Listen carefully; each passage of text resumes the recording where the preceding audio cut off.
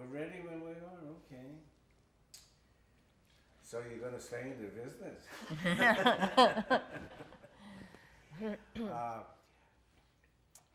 I'm going to finish the book, but I started reading Jenny's copy of your book, Living Alone and Loving It. And he started with the story about how you were impressed with the magic of the acrobat. Yes, yes. I think that when we're kids, that's what kind of hooks us to show business anyway. It's the magic of going to like the circus and being other than what you are. Instead of being an awkward 8-year-old, there you are, identifying with the girl in the pink spangling costume up in the top of the tent, just soaring over the world. Did you, as you went along with those kind of accumulating those experiences, I mean, it's sort of cliche to talk about the fact that you get to use those later on, but is there anything else that's salient that affected you as a performer later? You mean in my childhood? Yeah, what affected or wherever. My first association with stardom was going to see Pinocchio. And I used to, because he was the star of the show, I identified it with Pinocchio. I saw very few films when I was a kid. And I remember going around the yard and gargling, Geppetto, Geppetto, because when he's in the whale and he's underground. But yes, oh my God, you do that really well. And later I used that in the tiger commercial when I growled at all the tigers for the Revlon, in the Revlon ads. But I think that there was the first time I remember the ecstasy of being on stage was when I was in 6th grade, and we had a little band, first grade, little 6-year-olds in a band. And it was all percussion. Some kids were banging on oatmeal boxes and tin pans, and I had a triangle, and I had a solo. And so the piano player, the teacher was playing on the piano, and then everybody was banging on their instruments. And at a certain point, she stopped, and that's when I made 3 dings on my triangle. And I was just so aware. It was as though the whole universe opened up, and I was just totally powerful, making 3 ding, ding, ding. And my mother was sitting in the middle of the gymnasium in this little pool of mommies. And I think that the experience of being seen, of feeling that you are really seen, because children go around wanting more than they're getting usually, was a kind of ecstasy. And I just, it opened a door to a world that I didn't know existed before. That is a beautifully expressed use of experience. I had the other epiphany I had was when I was in the 6th grade, and I didn't know what ballet was, and I was doing the blackboards after school. I think this is in my book actually. And Mitzi, my little girlfriend who was doing the blackboards with me, said, "Oh, I have to go to my ballet class, and will you finish my blackboards?" And I said, "Yeah." And she said, "Come down to the gym afterwards and watch it." And so I finished the blackboards, and I kind of crept down, and I pushed open the gymnasium door, and there was Jean Ralph with red hair and shorts and high heels and blue eyeshadow, had lined these 3 little girls up in a row.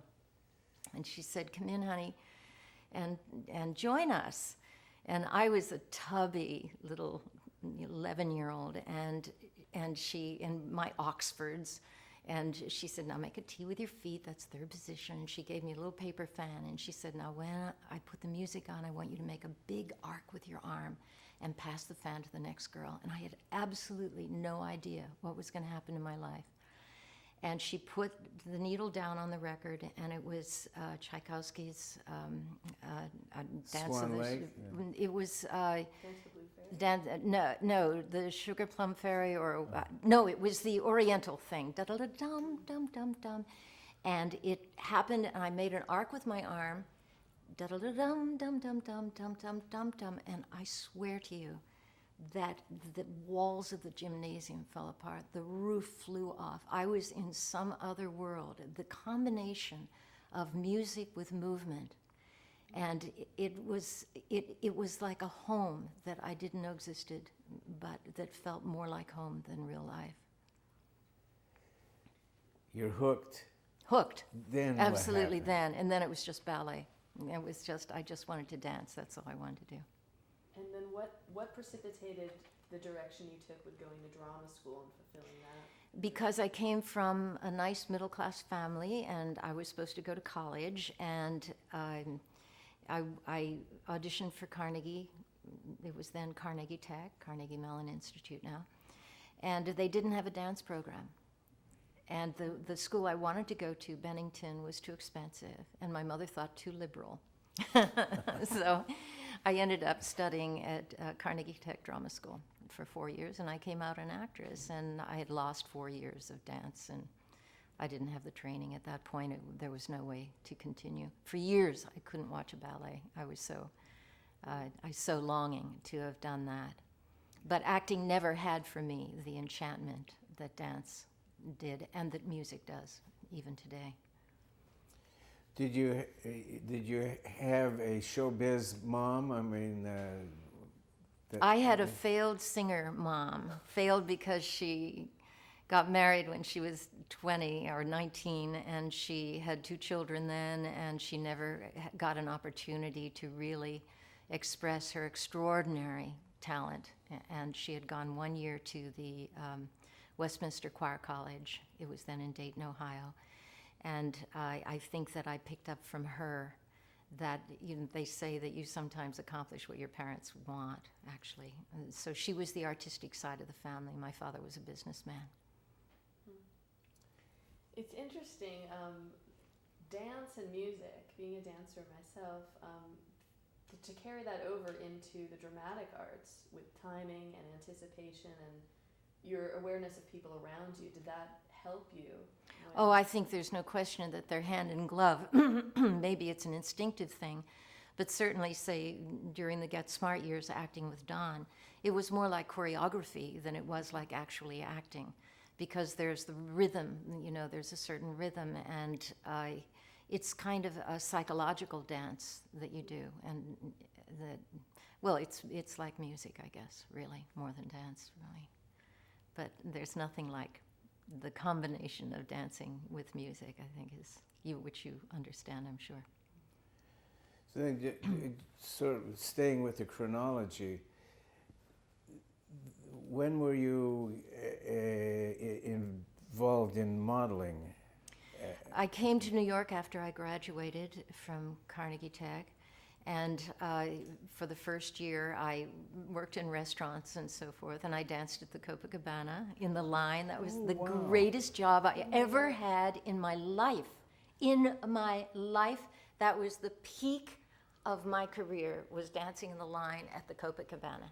Jimmy Durante came and performed, and we danced behind him and supported his act, and the little ball was twirling and the sparkles were flying in the air and the band was playing, and I was in heaven. But you can only do it for 3 months. They get a new line every 3 months. So that was my 3 months of ecstasy. And then I was a showgirl in a Broadway production called, it was a revival of the Ziegfeld Follies. And then during that time is when I went on the quiz show and I won the $64,000 question. And I thought, well, this is really going to help my career. In the meantime, I was auditioning, but I wasn't getting anything. And I got a couple of jobs. I got one job in a Broadway show that didn't make it to Broadway. And then I just was getting nowhere. And I couldn't pay my phone bill, and I thought, this is not living with dignity. And a friend of mine was a very, very well-known model, and she was going with my best friend. And so she wanted to impress him, of course. Gillis McGill, she was an incredible model. And she shaped me up and slimmed me down and opened some doors for me, and the modeling world opened up. And that was another adventure that I enjoyed very, very much. And then the modeling, because I looked better, because I had got rid of 30 pounds of baby fat, and I had sort of cheekbones suddenly, and then I began to do commercials, and I had known Colleen Dewhurst in summer stock in Pittsburgh, And she had been very, just so generous to me always. And her husband, George Scott, was doing a series at that time called East Side, West Side. And my agent called and said, would you go and do just a walk-on? You know, we have one line. And I said, you know, I'm enjoying doing commercials so much. I was under contract to Revlon at the time. And I didn't miss acting like I missed dancing. I didn't miss acting at all. And he said, you have nothing better to do, just go. And what are you going to do this afternoon anyway? So I did.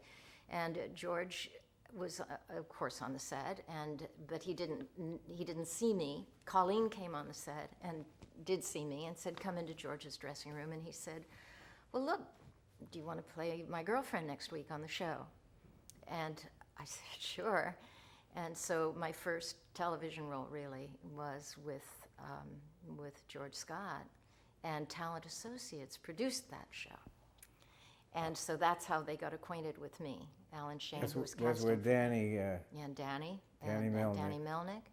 And yes. And so then they were doing Mr. Broadway with the tall guy. Right. George, wasn't it? Oh, We know the name.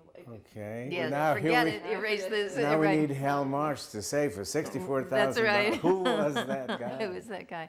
Craig Stevens. Oh. And I played an industrial spy. And that was my second role. And that was 1999. So when Get Smart happened, that's sort of a shorthand version of the whole thing. When Get Smart happened, they'd already seen me do the role, because I'd already done a little spy that had the right qualities. And There's an interesting elision here. The Melnick coming up with this notion, sharing it with Talent Associates, and knowing that you are taller than Don. yes, Hammond. yes, exactly. And Don was very self-conscious about his height. And of course, we had never met until the first day of shooting Get Smart for the pilot. And they told that story at Don's memorial, where they showed Don, since he hadn't met me, they showed him a clip of me with Craig Stevens. And I was sitting down in the clip. And the way Don told it, he looked at it and said, yes, she's just right for the role. Good. And he started to walk out of the room, and he looked back and he saw me stand up. And he said, she's taller than Craig Stevens. And Craig Stevens was 6'4" or something. And that was his exaggeration of it. So now here we are, Get Smart. Yeah. Talk about that. I didn't want to do it because I didn't want to move to California. And I was told I'd have to sign for 5 years, and I was calculating how ancient I would be 5 years later, and that I would never do anything else with life except be in this series for 5 years. And I said no. And so they lowered the commitment to 2 years. And so I of course didn't want to turn it down. I thought it was the funniest script I'd ever read. And I don't usually laugh out loud at things. I'm not a comedian, and I'm usually the one who smiles and doesn't laugh. And I laughed out loud when I read that script. It was so charming. And so I went out and met Don on the set, met everybody on the set. I mean, I knew Dan Melnick was the only one I knew. And I was scared to death, and had these few lines to say in the pilot, and just felt like I didn't know what I was doing. And the pilot turned out really well. My first review was in TV Guide. It's the only bad review I ever got. And it said that it made a comparison of me with the dog, and in favor of the dog, saying, yeah, I think the quote was, if Miss Feldon is a little coy in the role, she's more than made up for it by the dog, Agent, whatever the number of the dog was. It never occurred to me that there was pain in show business. And I remember I was staying at the Chateau Marmont in Hollywood, and I remember just lying on that sofa, just I couldn't move. I was so humiliated and just so appalled. And that same reviewer, a few years later, who had then said glowing things about me and so forth, I reminded him of that. He denied it. He said, no, I never, ever, ever said that about you. Yeah, he did. Now we have our first fist fight. In front of all of these people, you just said, I'm not a comedian. And No, I never no, I'm not. I mean, I'm an actress, and I've done comedy. I can do comedy. I don't always even recognize what's funny in a script. People hand me a script and say, this is funny. And I'll read it and I'll say, okay, yeah, I see that's supposed to be funny, but to me it's not funny. But I know where it's supposed to be funny, so I can perform it because I know that's supposed to be funny. But I never understand why it gets a laugh. I'm the worst person to tell a joke to. Poor Bill looks pained because of, You were saying to me earlier, this was a great comedy duo. I mean, consider yourself a comedian, an actress or not, but you and Don Adams together is what made the humor in that show. You're playing. It was good chemistry because there was a softness to 99, and also I picked up on his energy and his timing. It was just a piece of cake. I mean, it was just so easy. But yeah, no, I don't consider myself a comedian, but I like to do comedy. Better than drama, because in drama you have to cry all the time, and that's not fun. That's fascinating that the tape that I'm running in my mind is, well, if you're a person who performs comedy, are you a comedian or are you an actor performing comedy? And that's an interesting topic to discuss. Yeah, there's crossovers, because there are comedians who are good actors too. But then there are comedians who just do their comedy bit, as actors.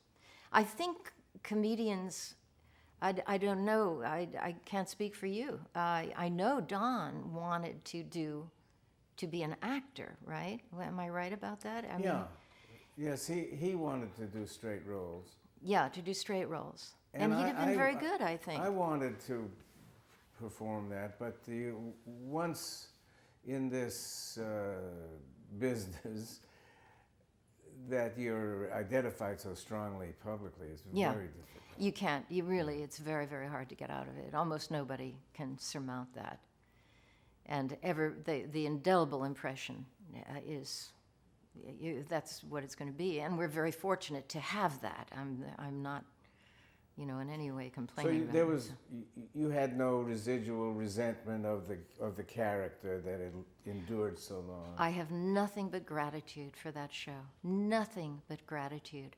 I'm a woman in a business that's famously ungenerous to women. And you have a few years, very few years, to have a chance to make a mark. And if you can make any mark at all in a competitive business, you're very, very lucky. And I was so lucky. I was so lucky that Colleen Dewhurst was on the set that day when George was shooting, and I played opposite him, and the company that did Get Smart, hired me again. And so that's that old story, right place, right time. And no, I don't. I mean, afterward, I did do some dramatic roles on television.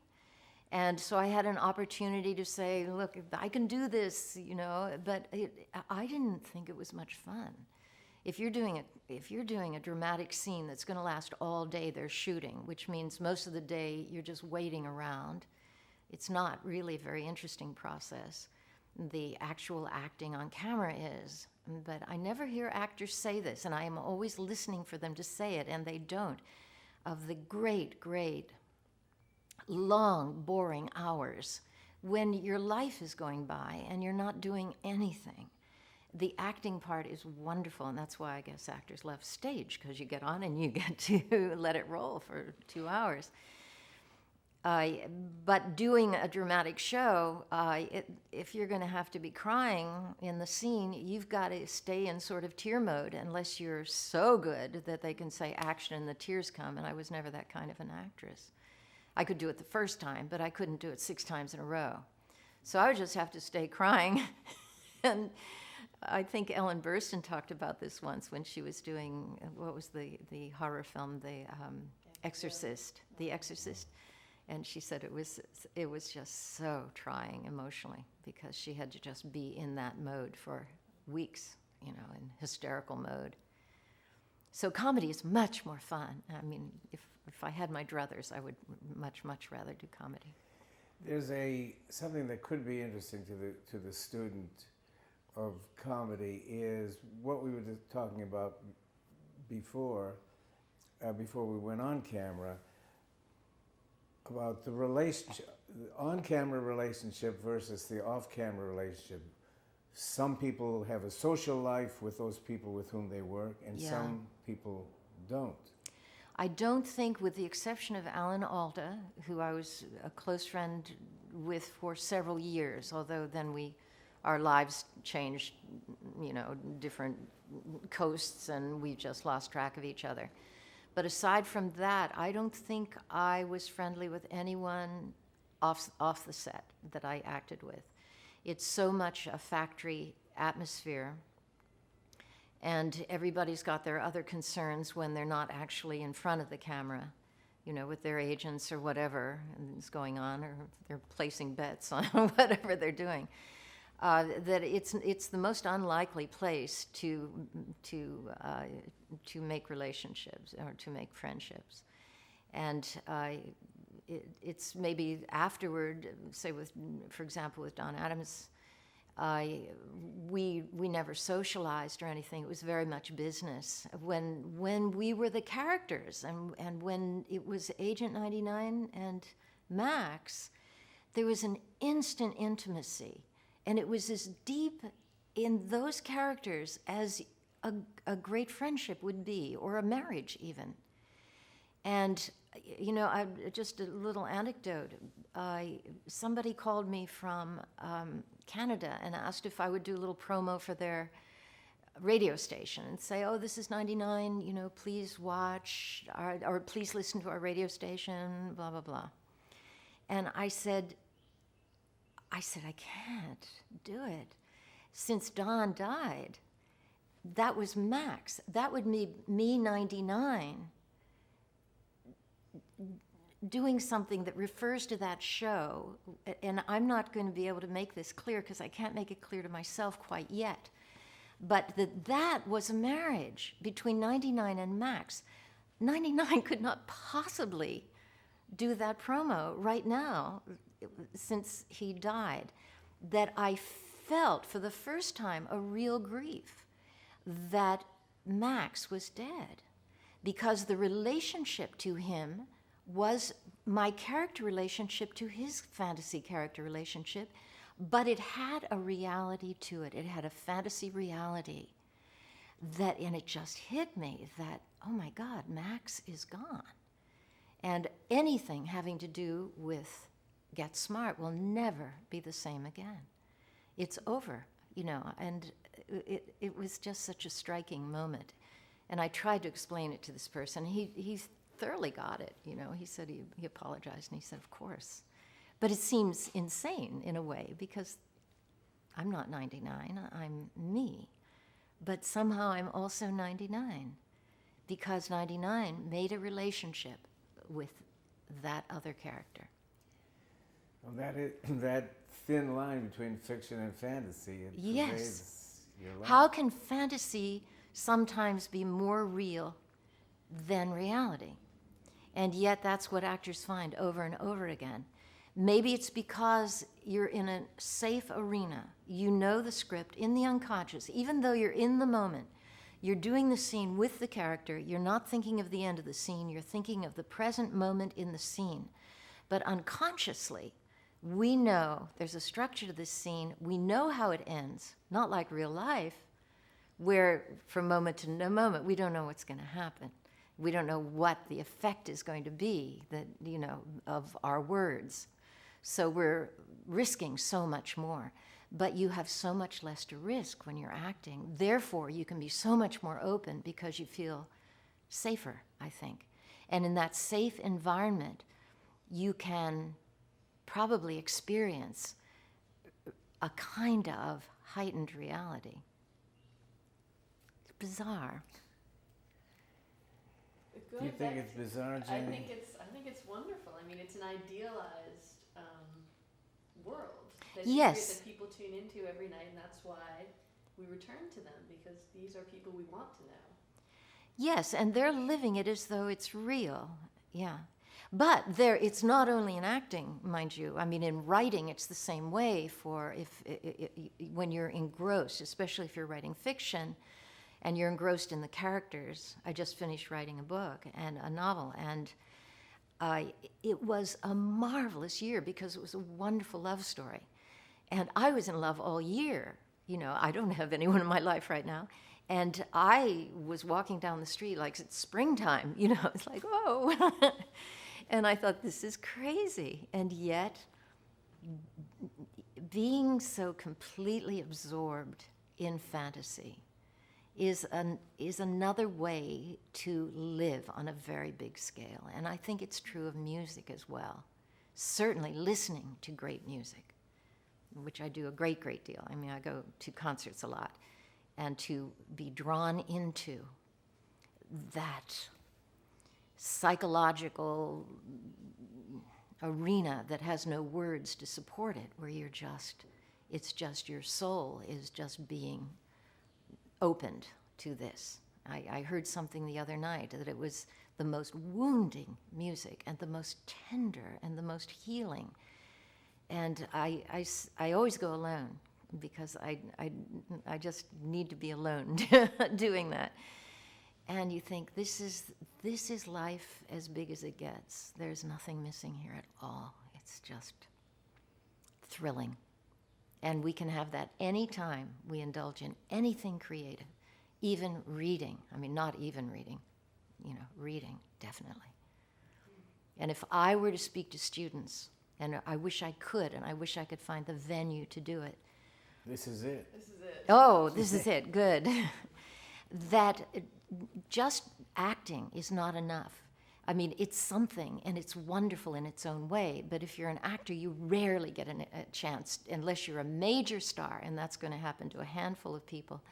You're going to be, most of the time, not acting, okay? So there's all this time to read and to get interested in other things and to write. If you have the creativity to act, you have the creativity to write and to listen to music or make music, study, I used to take extension courses at UCLA and Bach or world history and think, oh my God, this is so thrilling. You could just spend your life just diving into history, or just take any author and just read all of their books, and one leads you to another, to another, to another. I mean, life is so, it's finite, and yet within that, there is the possibility for so much rapture. And to me, it's in the arts and it's in communication, conversation. So I've said my piece, and now I don't have to go on the road. But this is good because Emerson, although they cover other courses, other subjects, is at its heart a performing arts school, yes. And so bringing innovation to the arts and communication. Yeah. But this is, something that has come up in other interviews, like B. Arthur, I'm thinking, where she, to be able to fully act, you have to have fully lived first, and Yeah. to that character, you bring all of this. Yes. To make it believable, even though it is fantasy. Yeah. Yeah. And I'm curious, knowing that you had this Agent 99 really before the show, this character created, the origins of how you got to the character, because it was a very unique character with the combination, as people said at that meeting at UCLA, was sexy, classy, sweet, that balance of Maxwell. That's a question? That's a question, is where the origin of the character. I read the script and I memorized the lines, and it seemed like the only way to do it. It was not designed. I couldn't imagine another way to do it. And maybe it was my own limitations that brought that character to fruition. But I think we do things the only way we can do. In writing, for example, I was speaking to a friend who's a novelist, and I told her I'd finished my novel, and she said, well, did you imitate some writer? I mean, who are your favorite writers who were influencing you and so forth? And I said, my favorite writers, I mean, Tolstoy, and I don't, who can imitate that? You can't, or Chekhov. Or Edith Wharton, who would be maybe more accessible. It's, I would love to be able to write like Edith Wharton, but when I sit down to write, it's like your handwriting. You can't imitate somebody's handwriting. It's your handwriting. And my handwriting is unruly and messy, and it always has been, and I can't control it. And the same with my writing. I can only write the way I write. It's like, I told her, I admire these people. I could try to write like them, but it just doesn't come out like that. And the same, I think, with doing a role. It just seems, it seems like the right way to do it. And of course, another thing with television is you never get directed. So maybe if a director had said, why don't you be more serious, or why don't you try it more edgy, and I could do that because I'm an actor. It wouldn't occur to me to do that unless I were directed. But if I were directed, I could do that. But you're never directed in television, so it's pretty much your own, as you know, Bill. It's your own thing. You do what you do. It's unique and it's yours. And nobody messes with it because they don't have time to. For one thing. You're never directed in television? I was never directed. I was directed once, an English director named James Kethlin Jones. I did a pilot for a series that Reginald Rose wrote, actually. And he directed me. It was a series, it was a dramatic series. It didn't sell. It was a very, very good script, very nice. And that was wonderful. It was just such a novel thing to have somebody give me ideas. But other than that, no. That's fascinating, because I'm sure every director that you had, you had some pretty powerful directors in over the years of Get Smart. Jay Sandrich, Richard Donner. They never mess with the actors, though. They're coming in and out of a series that's already established. So it's up to the characters to just do what they do. And then they'll direct some business, or they'll maybe improve some business you're doing or something that'll make it funnier. But mostly they're directing the stage directions and camera directions and, getting the job done.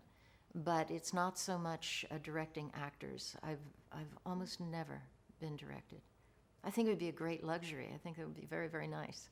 But on the other hand, it's fun to just be left alone and, let you do your thing.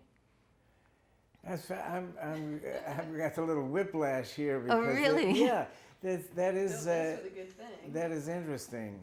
Yeah. Having done a series, when you said that, I'm saying, well, wait a minute, Bill Dana's show, and Jay Sandrich was first assistant. It was his first directorial gig on the Bill Dana show. And Sheldon Leonard, Danny Tom. But I always had a sense that they were directing. Although I'm doing Jose Jimenez, and it's like a parallel to doing the 99 character. Well, they would say, speed it up or something like that. But to direct your interpretation of something, I can't imagine that they did. And they can improve some of the business. I think they're very good at that, especially comedy directors who are excellent at that. But I never had much business to do. It was really Don was doing the business. I was just there, kind of. And 99 didn't do much a lot of the time. She was standing in the background trying to look short a lot of the time. Oh, you can tell at least one apple box anecdote or some kind. Oh, well, I do. I worked without my shoes on, and then I twisted my ankle over, and I pushed my hip out, and then I scrunched down like that. And it's painful to see some of those early shows because I was so intimidated that I was taller. I felt so bad, and that I'm slouching all the time, you know. And one producer came in the second year and said, "Why do we need that character? All she does is slouch in the background." And I thought, you know, that's true. That's what I'm doing. So, yeah, a lot of the time, 99 became more important as the years went on, I think. But at the very beginning, she didn't have all that much to do. I can just see the Emmy Award. And for Best Sloucher. in a Yes, continuing series. Absolutely.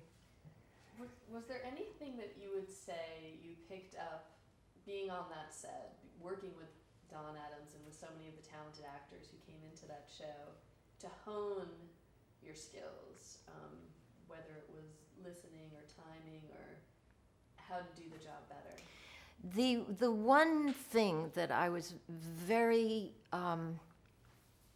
conscious of doing is that when I was doing a scene with Don, I would be absolutely sure that I saw him, that I absolutely focused on him.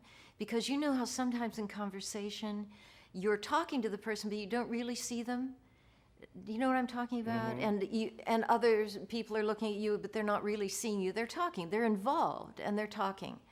But that would anchor me in the scene, is if the whole time that I was talking to Don, I was aware of his face. I was aware of actually seeing him. And maybe that is an exercise in concentration, but I think that was probably my most, the thing that was like key to the way I like to work is to see the person as I'm actually speaking to them, which I don't always in real life. Often, you know, I'm looking at them and I'm talking, but I don't really see them. That's true. Sometimes you're not occupying the same space. You're into your own reality. Yeah, exactly.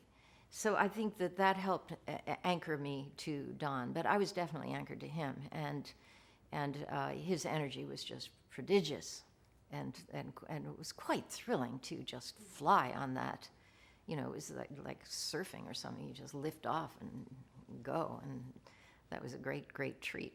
Without that, I don't know how comedy works, really.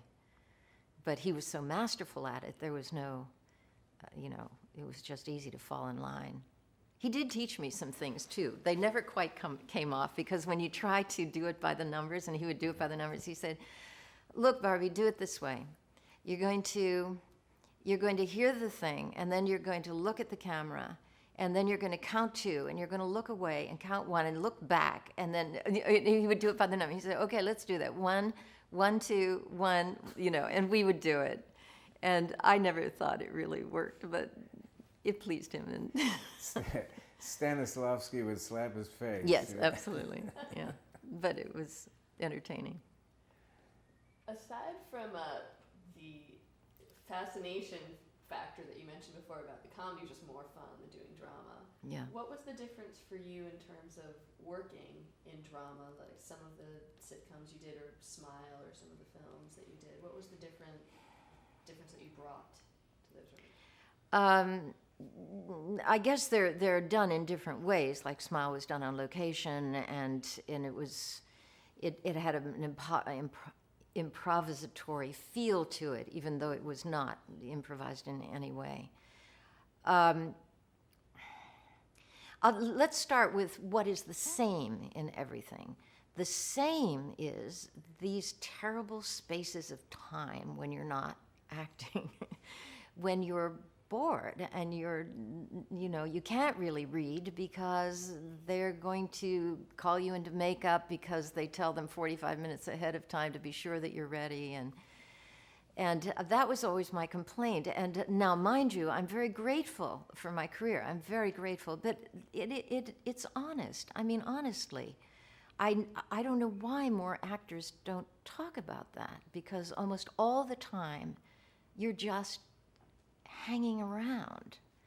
So that's the sameness to all of it. And in every project, I remember those endless hours of sitting in my trailer or just walking around the landscape or just bugging the AD saying, can we go? Are you really going to get to this shot? You know, could I go? Do you think, when will you let me know as soon as I can I get free? Can I go home? And it was like a little prison. And yet I feel guilty saying that because I am so grateful. But that's the sameness. Now, given that, how to approach different roles, I guess in Smile, that was really fun, and because I could see that this was a brittle woman. She was a woman who was, past being a beauty. What do you call it? Ingenue. No, she was. What do they call those shows? The Young Miss. Yeah, the Junior Miss. Junior Miss, Yeah, and so she ran the pageant, a beauty pageant winner she had been, and so everything about her was like her skirts were a little bit too short, and she was just a little too cute. And I've known women like that. I mean, I grew up with women like that, and they're always smiling, they're always cheerful. And underneath, they're really angry.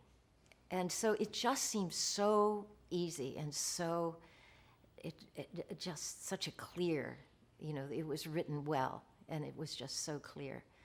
And I didn't struggle with it at all. I imitated somebody I knew, and it was just fun. It's like you're doing an imitation of somebody, and The other films I did, I don't even want to mention. They were just awful, and I don't even remember them. A lot of television movies.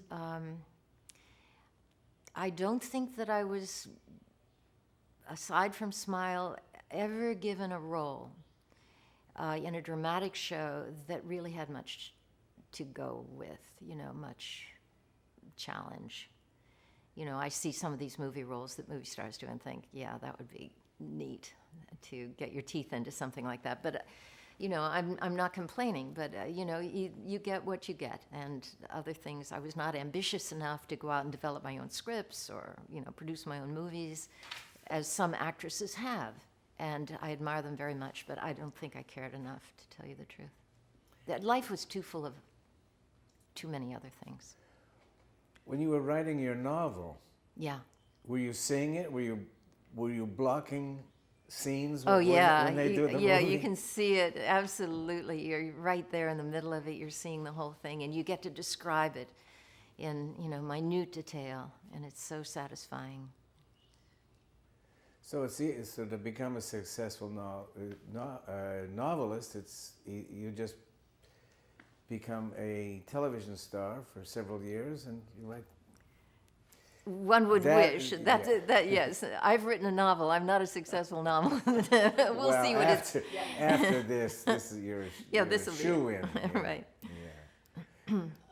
Another thing we wanted to get into was, we were talking before about Don Adams a lot, and some of the wonderful things that happened at that memorial service. Mm-hmm. But the power of laughter and humor to ease painful situations, and what you could say about that, about another difference of working within comedy versus drama. Yeah. Well, to be on the set of a comedy is a lot more fun than being on the set of a really dark drama. There's no question that the atmosphere of the script really dominates, I think, the atmosphere of the stage. And although in doing the series there were many days of tension and upset, as there always are during the course of a series, there was so much laughter. There were so many funny things every time something went wrong, and some of our directors were hilarious. Gary Nelson and I mean, I can't even name them all. They're just, all of them were marvelous. Bruce Bilson, and so that the working atmosphere is very lighthearted a lot of the time. And I would say most of the time. And when something goes wrong, it's usually very, very funny. And whereas in a drama, it's just a darker thing. It's a hospital set, I mean, whatever. And also doing a series like Get Smart, you're playing with toys all the time. You're dressing up in costumes, you're putting on mustaches, you're imitating Charlie Chaplin, and it was like going to kindergarten every day. It's like, oh, what are we going to do today? Play guns and all this stuff. So that was really delightful. It's funny though. The other side of it too is that Get Smart. If any of those scenes had been real, with people getting killed, yes, you're talking about espionage and Cold War, and yeah, all of these kind of scary things that you yeah, make light of. So it seemed like it was a different place and time, that show too. That it oh, I back think so. to some of the more stringent satires that have been missing. Yeah, I think that it came out of its time, and it came out of that genre of spy things, and the road was prepared for Get Smart by other shows that led up to it, and then Buck just pushed it over the edge. And Buck was just, his imagination is too much. We adored him. To say adored is just not even come close. We share the adoration. Oh, yeah. Adore him. And he was so funny. You'd be having lunch with him, and he would just be sitting there deadpan. And then, of course, this doesn't sound funny, I suppose, telling it, but mashed potatoes would just start dripping down. He was so out there and so dear. And his astigmatic humor. He looks at the world like this, and it's a great gift to have, and it's a great gift to us. Other people about which you could say something so positive, in or out of Get Smart? Other people? Oh, you mean in or out of Get Smart? Obviously, Buck made a big impression on you. Oh, yes. Yeah, he really... Jay Sandridge did. The whole family, the whole Get Smart family are just sort of embedded in my heart. It was a lovely time, and I cherish it. I really, really cherish it. Other than that, I've been very fortunate to have mentors throughout my life. I had a financial mentor when I was quite young, and I was very, very fortunate because, especially if you're a woman, it's important to save your money and to have some kind of financial plan, because things can stop suddenly and never start again, and things change. Oh, that's something important, I think, for students to know. After Get Smart, every night there was a variety show on, right? Dean Martin, Carol Burnett. There were tons of them. You did them all, and I did them all. And it was sketch comedy, and it was musical numbers, and I loved that. I have not a complaint in the world about doing that. You got to rehearse, which you don't, by the way, in a series, in a situation comedy. There's no rehearsal. If you're one camera, if you're three camera, of course, there is rehearsal. But I prefer one camera. I think I like to have the script nailed down for one thing, so you can really work on it. Where was I going with this? The sketch comedy. Oh, sketch comedy. And I thought, I'm going to do this for the rest of my life. This is what I want to do. Variety shows, just silly, dumb sketch comedy. Funny, lovely, lively. Nothing but fun. In 1 year, they all disappeared. All disappeared. That was the end of that business. And all of those dancers, singers, sketch people, they had Saturday Night Live continued, but that wasn't quite the same thing, and that's endured. But things can change so suddenly, and if you're not prepared, if you ever have an opportunity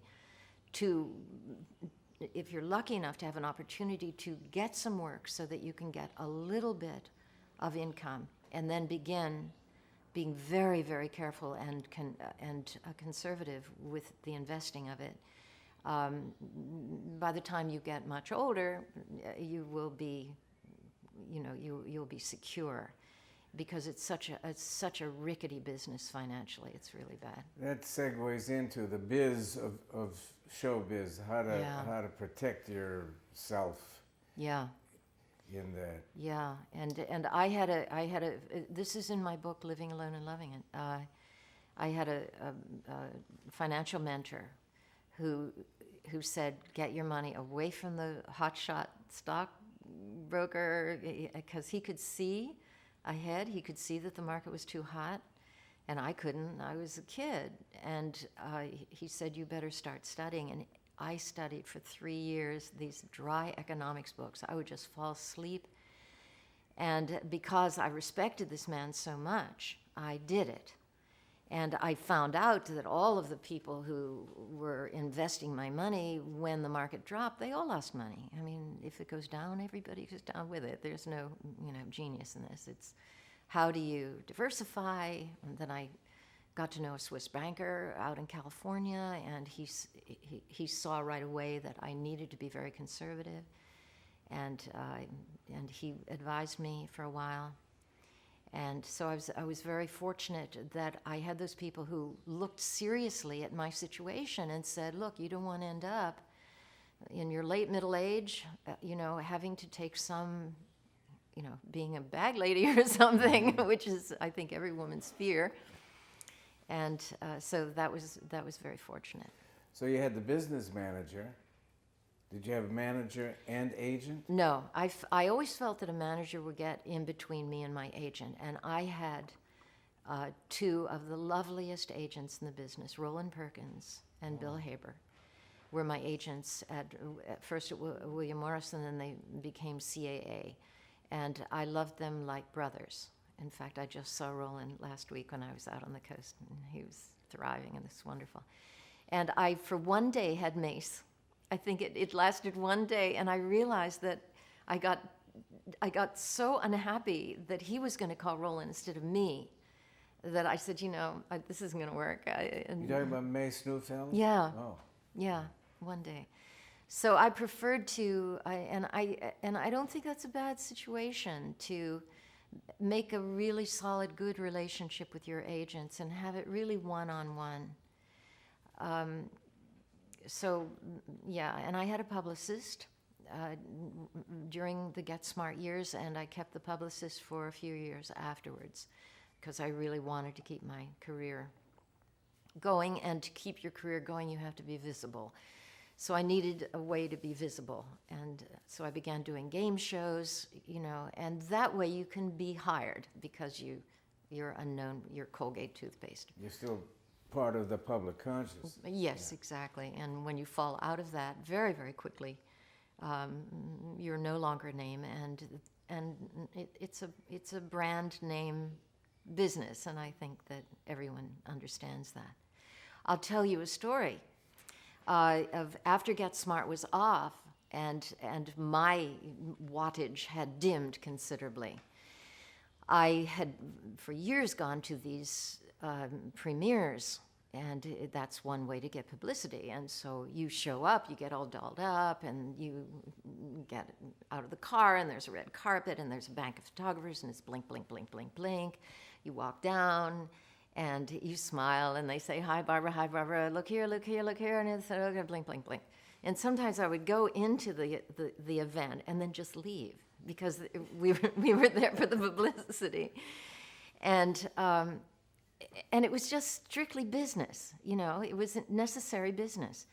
And I remember the day that I got out of the limousine, and some star was walking down ahead of me, and blink, blink, blink, everybody was photographing her. And I walked down, and the cameras were like this.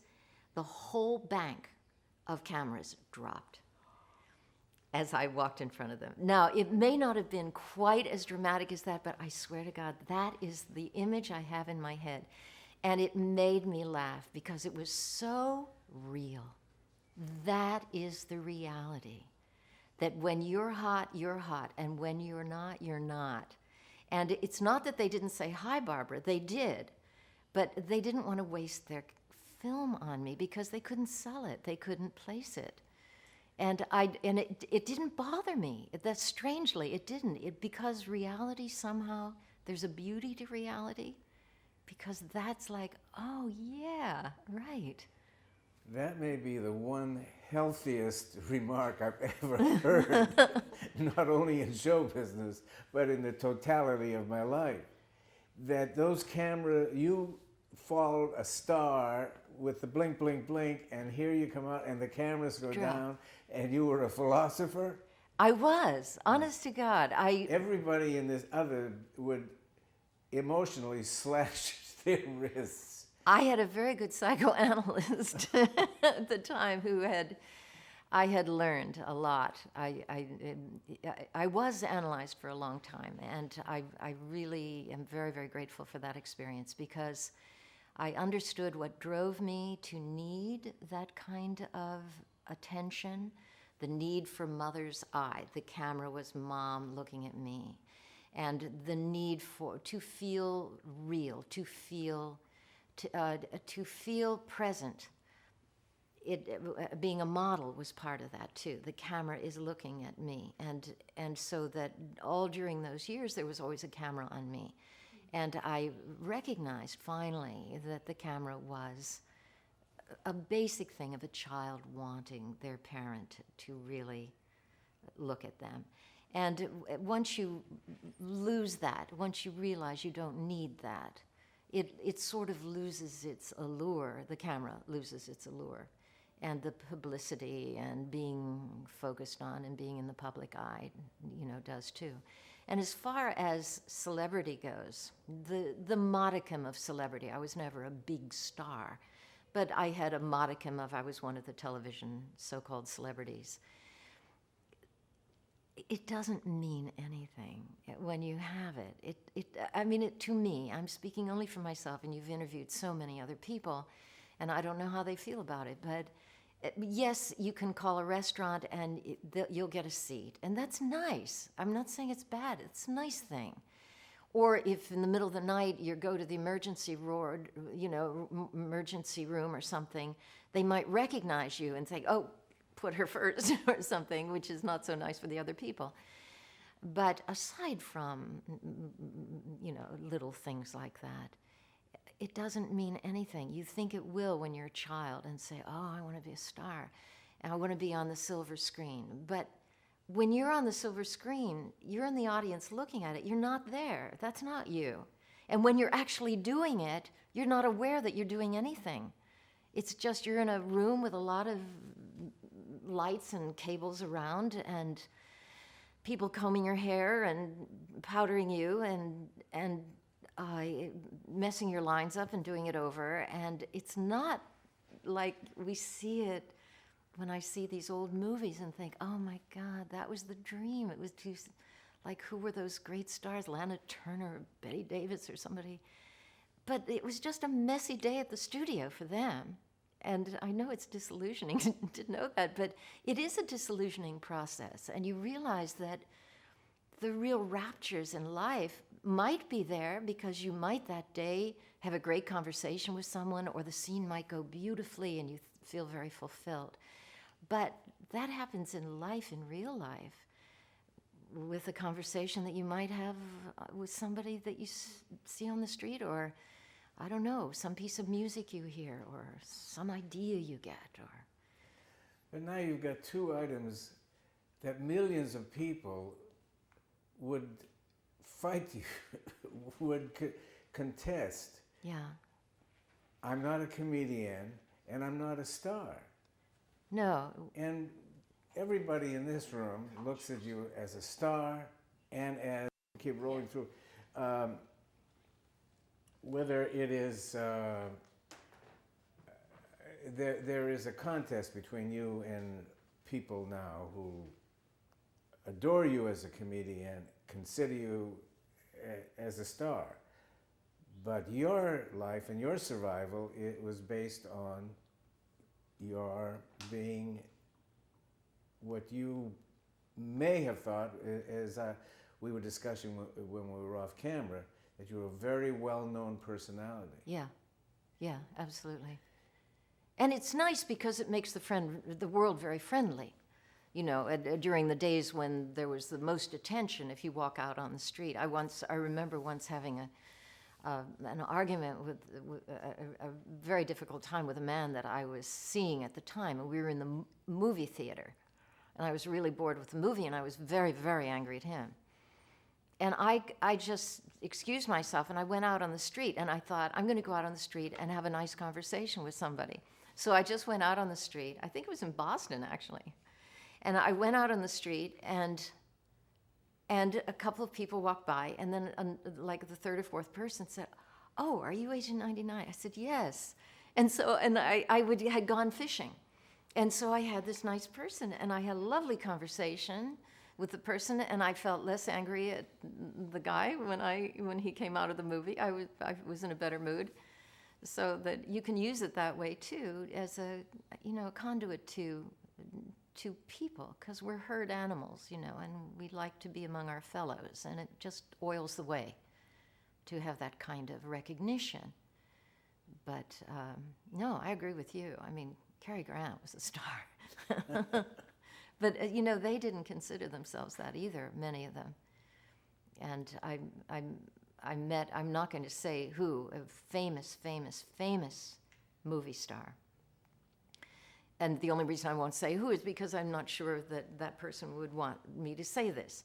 But it was at a dinner party, and this guy, and everybody was like, "Oh my God, tell us what it was like making that movie and that movie and that movie." And he was major, and he said, it was just like doing some dumb thing. He said it was just worthless. It was a worthless thing to do with my time. And I thought, surely he's putting us on. But I think he really meant it, that it didn't have the value to him that it had to us, looking at him. But I suppose there are people who do think they're stars, so. Every once in a while, somebody says to me, "Hey, I met so-and-so, some big star. And she or he was so nice." And I said, why wouldn't they be nice? I mean, why would they be anything but nice? They've been so lucky. Even if they're not nice, why wouldn't they be nice? Exactly, yeah. You've given so much wonderful advice and this time we've had, but I wonder, the benefit of hindsight, looking back now, is there anything you wish you would have known when you were first starting that you think might benefit someone today? When I was first starting, I think today young actors have more networking possibilities than we had at that time. We were sort of each out there on our own. But now they have workshops they can get involved in and so forth. I think that's very important to do. I think that I mean, things turned out very well for me, but accidentally, and if they hadn't, then I'd have continued modeling and doing commercials and probably eventually ended up as a businesswoman somewhere or writing, probably a writer earlier on. So maybe that wouldn't have been a bad idea either. But I would say that anything to involve yourself completely, and I would also say something that was not a concept I had at that time, is to make a group of goal setters. They don't all have to be actors. They can be in different fields. But meeting regularly with people who are really motivated. I mean, if this is what you want to do stage, right? To meet with other people, then every week you go around and everyone says again what their goal is and what they've done in the past week or so, or 2 weeks or 3 or whatever it is on a regular basis, what they have done, what's gotten in their way, what they're going to do to overcome those things, and then get feedback from the group. Never criticism, only feedback of maybe suggestions and so forth. I've participated in a goal-setting group like that, and everyone accomplished what they wanted to. And someone gave me some advice when I first got to New York, an actress who had fallen out of it early on. She said, "If you stick with it, you'll make it." Now I don't know how long you're expected to stick with it. And I got out of the business early on. I mean, I started modeling, and I thought, I don't miss it. I want to have an interesting life. I want to be able to support myself. And modeling, which I had at one time sort of looked down my nose at when I was in acting school and so forth, is a very interesting profession. And I traveled to Libya and to Rome and to Paris, and I mean, it was a big, big door-opening experience for me. So it was just going in another direction. So maybe there is no advice. Maybe we go where we go, and just to apply yourself totally to whatever direction you're taking, which I did to modeling, and was successful at that. And but life is for living. Life is for rapture, and there's so many ways to find it, and it's with people, you know, it's really with people. We're talking about theater, acting, television, all of that. But that's just one possibility in life. There are so many others. And if things don't work out one way, they can work out another. I'm at an age now where I don't get roles that I want, you know. And there are only a few actresses who are in my age category who are working, and they get sort of meaty roles. But also, as you get older, the roles become very unattractive, and I think that's maybe the writers don't like their mothers or something. I'm not sure why that is. But there's such nasty roles, you know, and they're not roles that I care to project, you know, to play. And so I've become a writer, and I love it more than anything I've ever done.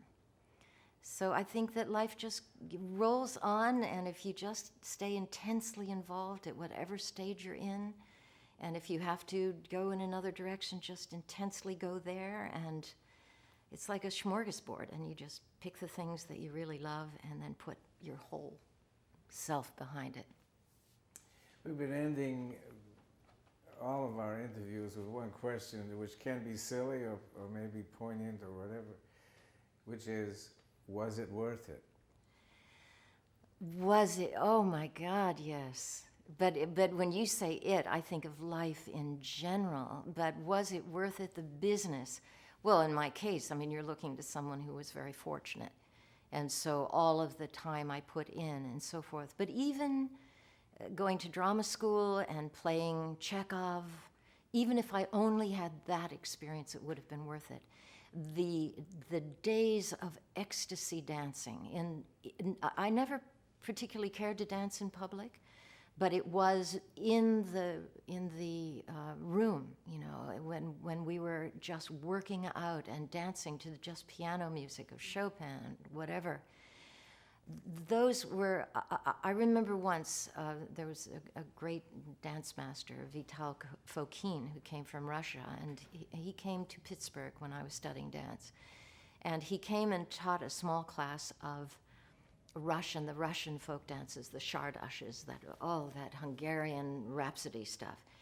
And I remember dancing so hard, leaping so high, and putting so much into it that I thought, my heart is going to burst, and I don't care. I don't care if this is the last moment of my life. I cannot not, you know, just absolutely take it as far as it can possibly go. And so was it worth it studying dance that came to nothing? Dance. I mean, when I got out of college, I never danced again. Yes, it was worth it.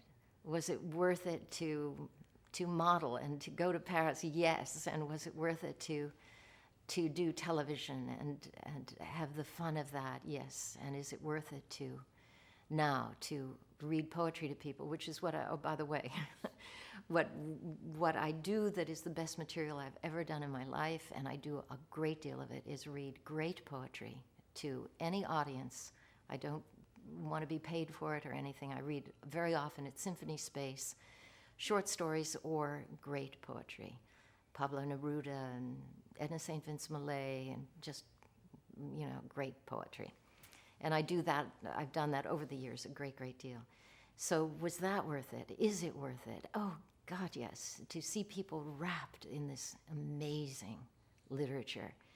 And is it worth it to write and to try to be a novelist? And I have no idea if I'll get this book published. But by golly, I'm going to learn from it, and somewhere down the line, you know, given the time, I want to be able to write well, and that's what I want to do, to read to people and to write well. And every day is a joy. Barbara Feldon, comedian, star, novelist. We thank you so much. And friend. And friend. And friend. That's more better than anything. Inspiration. Terrific. Thank you. So much. Wow, that's the first donation we've had. Oh, thank you. I love what you were saying, Okay. especially to the Just young 10 seconds. women about taking care of their Okay, let's ask financial, their business. Yeah.